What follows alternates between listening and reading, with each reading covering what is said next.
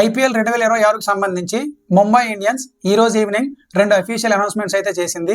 ఒకటి, Lucknow super Giants దగ్గర నుండి శార్దూల్ ఠాకూర్ని 2 కోట్ల రూపాయలకు ట్రేడ్ డీల్ ద్వారా తీసుకున్నట్లు అఫీషియల్ అనౌన్స్మెంట్ చేసింది.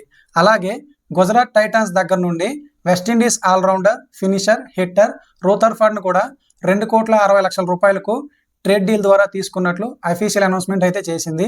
ఈ 2 పిక్స్ కూడా చాలా మంచి పిక్స్ అని చెప్పొచ్చు. తక్కువ ధరకు శార్దూల్ ఠాకూర్ని అలాగే రూథర్ఫర్డ్ని దక్కించుకోవడం చాలా మంచి స్ట్రాటజీ. ఎందుకంటే ఆక్షన్ ముందే మంచి ప్లేయర్స్ని ట్రేడ్ డీల్ ద్వారా తీసుకోవడం వల్ల ఆక్షన్లో అంతగా కష్టపడాల్సిన పని ఉండదు. ఒక ఇండియన్ ఫాస్ట్ బౌలింగ్ ఆల్రౌండర్ అలాగే ఒక ఫారెన్ ఫినిషర్ని ఇంత తక్కువ డబ్బులతో ట్రేడ్ డీల్ ద్వారా తీసుకోవడం అనేది చాలా మంచి స్ట్రాటజీ అని చెప్పొచ్చు. ముంబై ఇండియన్స్ ఎప్పుడు కూడా ఇలాంటి స్ట్రాటజీలనే ఉపయోగిస్తుంది.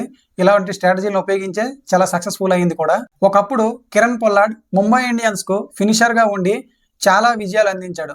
అయితే కిరణ్ పొల్లార్డ్ రిటైర్ అయిన తర్వాత ముంబై ఇండియన్స్కు ఆ స్థాయిలో ఫినిషింగ్ అందించే బ్యాట్స్మెన్ కానీ ఆ స్థాయిలో హిట్టింగ్ చేసే బ్యాట్స్మెన్ కానీ దొరకలేదు. అయితే ఇప్పుడు ఈ వెస్టిండీస్ ప్లేయర్ని రూథర్ఫర్డ్ని తీసుకోవడానికి కారణం కూడా ఫినిషర్ రోల్లో ఉపయోగించుకోవడం కోసమే ట్రేడ్ డీల్ చేసుకున్నట్లు తెలుస్తుంది. చూడాలి మరి రూథర్ఫర్డ్ ముంబై ఇండియన్స్కు ఎంత మేరకు ఉపయోగపడతాడో, ఎంతవరకు రాణిస్తాడో, ఆ వెస్టిండీస్ దిగ్గజం పాత్రని ఈ రూథర్ఫర్డ్ ఫుల్ఫిల్ చేస్తాడో లేదో తెలియాలంటే మరికొన్ని రోజులు ఆగాల్సిందే. అలాగే బుమ్రాకి తోడుగా ఒక ఇండియన్ ఫాస్ట్ బౌలర్ కావాలని చెప్పి ముంబై ఇండియన్స్ చాలా ఏళ్ళకి ఎదురు చూస్తుంది. ఇప్పుడు శార్దూల్ ఠాకూర్ని తీసుకోవడానికి కూడా స్ట్రాటజీ మ్యాక్సిమం అదే అయ్యి ఉండొచ్చు. చూడాలి మరి ముంబై ఇండియన్స్ శార్దూల్ ఠాకూర్ని ఏ మేరకు ఉపయోగించుకుంటుందో, శార్దూల్ ఠాకూర్ కూడా ముంబై ఇండియన్స్కు ఎంతవరకు ఉపయోగపడతాడో. ఈ 2 డీల్స్ ముంబై ఇండియన్స్కు ఉపయోగపడతాయా లేదంటే ఉపయోగపడవా, లాభమా నష్టమా అనేది మీరేమనుకుంటున్నారో కింద కామెంట్ సెక్షన్లో కామెంట్ చేయండి.